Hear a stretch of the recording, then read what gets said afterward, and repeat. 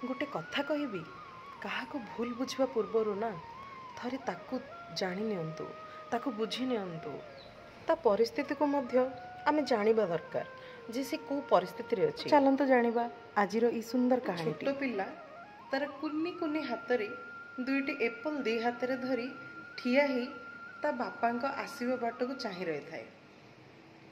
संध्या समय बापा ऑफिस रु फेरिला बेले देखिले जे तांको पुओ एप्पल धरी ठिया हिची दांडरे। खुशी रे बापा घर भीतर को जतला कले पुओ को देखी खुशी रे कहिले जे काई बापा मते गोटे एप्पल देलु मु भी खाइबी। पुओ कौन कला संगे संगे से धरिथिबा एप्पल रु गोटे एप्पल को खाइबा स्टार्ट कला, चोबे देला।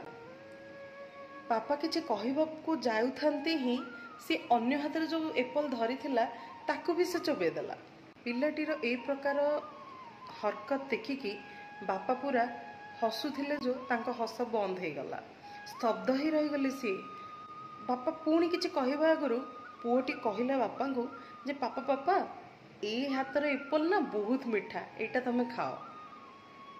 आमे सर्वदा शेष पर्यंत कौनसी काम को कंप्लीट हवा जाए धैर्यर सहित रही ताकू देखिबा दरकार, ताकू अनुध्यान करिबा दरकार। कथारे नहीं मनीषर आखिर ऑपरेशन करवा ठीक माने संभव पॉसिबल अच्छी, किंतु जो भली भावरे मनीष अन्य को देखे से नजरियार ऑपरेशन आमे केबे भी करि परिबानी, केबे नहीं, सेटा संभव ही नुह।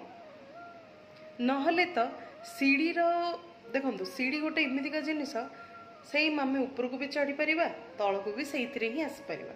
फरक खाली एतिकी जे आमर विचार केते उन्नत, आम मन केते उन्नत, आम चिंताधारा केते उन्नत। ठीक कहले ना।